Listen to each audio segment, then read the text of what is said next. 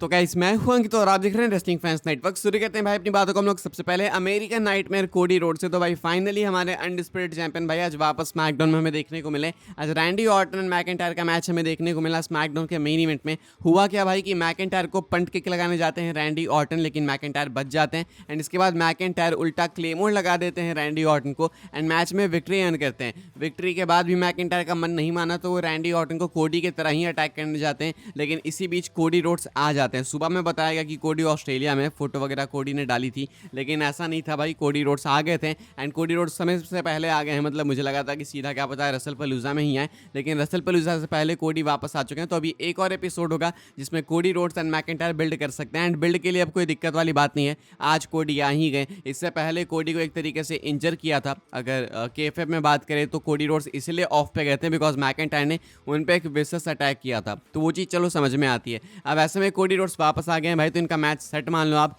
For wrestle पलूजा and एक banker match set हुआ because in ring action में ये वाला मैच बहुत खतरनाक होने वाला है। पहले भी इनका मैच हो चुका है, वो भी बहुत अच्छा था एंड रेसल पलूजा में तो भाई डब्ल्यूडब्ल्यू वाले ऑल आउट जाने वाले हैं। तो ऐसे में कोडी एंड मैकिंटायर का मैच वहाँ पे जबरदस्त होगा। तो ये कुछ है भाई Cody Rhodes and Drew McIntyre को लेकर अपडेट। फाइनली कोडी इज बैक एंड अभी आपको कोडी का मैच रेसल पलूजा में ऐड होते हुए देखने को मिलेगा। आगे बढ़ते हैं, कैसे हम लोग बात करते हैं अगली स्टोरी के बारे में जो कि ब्रॉक लेसनर को लेकर। तो भाई लेसनर भी आज फ्राइडे नाइट स्मैकडाउन में थे, लेकिन आज हुआ क्या लेसनर के साथ वो मैं आपको बता देता हूँ अगर आपको नहीं पता तो। लेसनर भाई शो के स्टार्टिंग में ही अपीयर होते हैं एंड लेसनर को बूज मिलती है। लेसनर के लिए यूज तक के चांस लगते हैं, जो कि समझ आता है बिकॉज लेसनर सीना से फ्यूड करें एंड वो एक हील भी हैं, तो इसमें कोई दिक्कत नहीं है, समझ भी आता है। आई डोंट थिंक ये कहीं से भी जेनरल ग्रांट वाली चीज से कनेक्टेड है। इसके बाद भाई लेसनर कुछ बोले इससे पहले उनको इंटरप्ट कर देते हैं आर ट्रूथ या फिर बोलो रॉन सीना।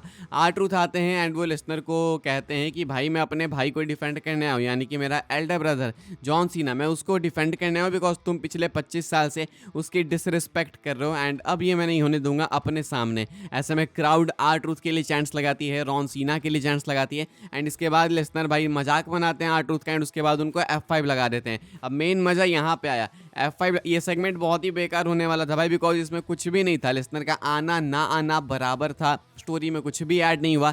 आर ट्रूथ आए उससे भी कोई फायदा नहीं हुआ, लेकिन अगर यहाँ पे लेसनर का पैंट नहीं फटता तो कोई कंटेंट हमें नहीं मिलता। लेसनर F5 लगाते हैं एंड F5 लगाते के साथ लेसनर की पैंट ही भाई बीच से फट गई पीछे से। अब ये एम्बैरेसिंग मोमेंट था ऑनेस्टली, तुम देखो तो वैसे तो एम्बैरेसिंग होता है, लेकिन लेसनर ने इसको इतने अच्छे तरीके से भाई सेल किया।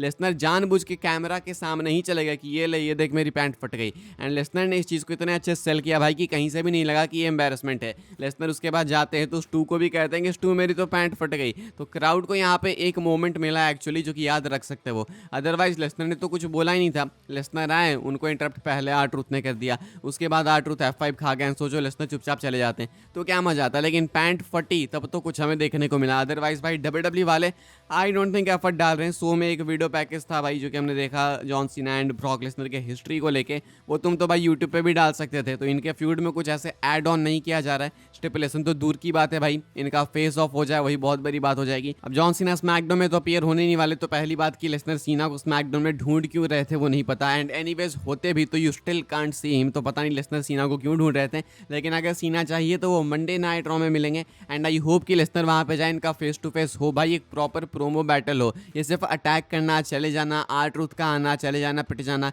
इसमें वो मजा नहीं, इसमें वो उस तरीके की बिल्ड नहीं हो रही, तो ये वेस्ट हो जाएगा इस तरीके से मैच। सो आई होप कि जल्दी से जल्दी लेसनर सीना का फेस ऑफ हो प्रॉपर एंड आज फिलहाल भाई लेसनर की पैंट स्मैकडाउन में फट गई। आगे बढ़ते हैं, कैसे हम लोग बात करते हैं अगली स्टोरी के बारे में जो कि रेसलमेनिया 43 यानी कि रेसलमेनिया सऊदी अरेबिया को लेके। तो भाई कल रात को डब्ल्यूडब्ल्यू वालों ने रेसलमेनिया सऊदी अरेबिया अनाउंस कर दिया एंड इसके बाद भाई क्या क्या हुआ है क्या नहीं हुआ है वो मैं आपको बता दूं। इसके बाद की क्या अपडेट्स है कल मैं आपको ऑलरेडी बता चुका रात को वीडियो डाल के कि हाँ भाई ये अनाउंस हुआ। अब इसके आगे बात करते हैं, मैं आपको बताता हूँ कि फैंस का पहले रिएक्शन क्या है। फैंस तो भाई इस तरीके से अपसेट है जैसे कि उनके घर पे डाका मार लिया गया है एंड मैं गलत भी नहीं बोलूंगा। तो हुआ कुछ ऐसा भाई कि फैंस ने लाइव स्ट्रीम पे ही यू सोल्ड आउट के चैंट्स लगाना चालू कर दिया, मतलब डिजिटली चैंट्स, ठीक है, स्पैम करना चालू कर दिया कमेंट सेक्शन में। बाद में डब्ल्यूडब्ल्यू वालों ने कमेंट सेक्शन ही ऑफ कर दिया अपना, लाइव स्ट्रीम वाले की मैं बात कर रहा हूँ, लाइव चैट की बात कर रहा हूँ।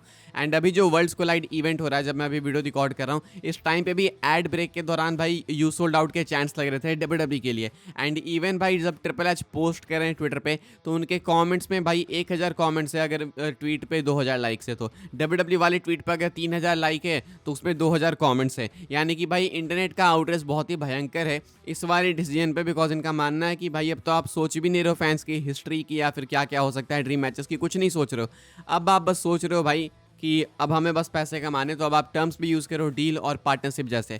बाय द वे भाई डील पार्टनरशिप की बात करें तो डील कैसी हुई है, कितने पैसे मिले हैं आखिर, मेन तो क्वेश्चन अपना ये है। डब्ल्यूडब्ल्यू वालों को नॉर्मली भाई सऊदी वाले क्राउन जूल एंड बाकी एनुअल इवेंट्स के लिए $50 मिलियन पे करते हैं, हर एक इवेंट के लिए $50 मिलियन। लेकिन अब तो रेसलमेनिया की बात आ गई, तो भाई रूमर्स के अकॉर्डिंग, रिपोर्ट्स के अकॉर्डिंग कहा जा रहा है कि $250 मिलियन मिले हैं डब्ल्यूडब्ल्यू को फॉर रेसलमेनिया, यानी कि रेसलमेनिया सऊदी में कराने के लिए $250 मिलियन इनको मिल रहे हैं। बाकी इसके अलावा रॉयल रंबल के लिए $100 मिलियन मिल रहे हैं, यानी कि मिला जुला के $350 मिलियन। $250 मिलियन इंडियन रुपीज़ में भाई करोड़ों में भी नहीं बल्कि अरबों में आता है, 22 अरब। एंड $350 मिलियन अगर दोनों इवेंट को कंबाइन करके बात करें तो ये कुछ 30 अरब 31 अरब के आसपास आता है। मतलब अगर रेसलमेनिया की बात करें तो रेसलमेनिया सऊदी में होस्ट करने के लिए 22 अरब रुपए दिए गए हैं, इंडियन रुपीज़ की मैं बात कर रहा हूँ। तो ये है भाई रीजन की डब्ल्यूडब्ल्यू वाले सऊदी गए। एंड मुझे लगता है कि सऊदी वालों ने ईगो पे ले ली थी वो बात। ट्रिपल एच जब गए थे भाई, आपको याद होगा, सऊदी वाले चैंट्स लगा रहे थे फैंस कि भाई हमें सऊदी में रेसलमेनिया चाहिए। ट्रिपल एच ने बोला कि अच्छा रेसलमेनिया नहीं मिलेगा, लास वेगास में जाकर देखो। तो वो चीज़ मुझे लगता है कि तुर्की अल शेख एंड बाकी जो वहाँ के क्राउन प्रिंस हैं, इन लोगों को भाई चुभ गए। एंड उसके बाद इन्होंने बोला अब तो लेके रहेंगे, तो इन्होंने बोला ये ले भाई 22 अरब 30 अरब रुपए ले आओ रेसलमेनिया। एंड रेसलमेनिया भाई अब इनके यहाँ आपको देखने को मिलेगा 43 रेसलमेनिया सऊदी अरेबिया से। अब ये तो भाई होगी रेसलमेनिया सऊदी की बात। अगले साल का मेनिया ऑलरेडी कंफर्म है, इसके अलावा भी कुछ लोकेशंस है जो कि कंफर्म है। तो भाई क्या सीन है, कौन कौन से लोकेशंस कंफर्म है वो मैं आपको बताता हूँ। एंड बाकी किसी यूनिक लोकेशन पे मेनिया हमें कब देखने को मिलेगा, मतलब इनके अलावा, उसकी हम बात करते हैं। रेसलमेनिया 42 भाई कंफर्म है, आप देख सकते हो, अगले साल लास वेगास से होगा। उसके अगले साल का भी मेनिया ऑलरेडी कंफर्म है, 2 साल पहले की हम बात करें, सऊदी अरेबिया से होगा।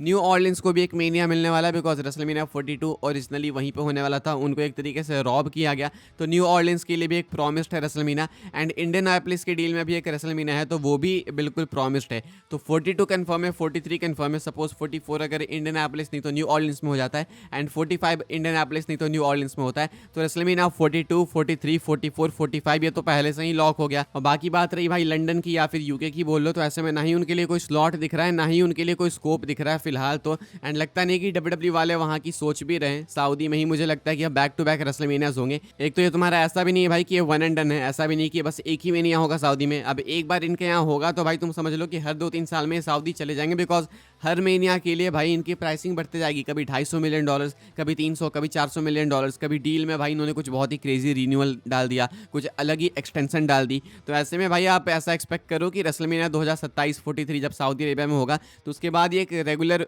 ऑकरेंस बन जाएगा, क्योंकि वहाँ पे रेसलमेनियास भाई हर 3-4 साल बाद फिर होने लगेंगे। वो कहते हैं ना कि हमने उंगली पकड़ाई तुमने हाथ पकड़ लिया, तो यही होने वाला है 110%। मुझे कोई दिक्कत नहीं है, कराओ भाई, हमें कौन सा जाना है, मैं तो वहाँ भी नहीं जाऊँगा, यहाँ भी नहीं जाऊँगा, मैं तो घर पे देखूंगा, वीडियो बनाऊंगा।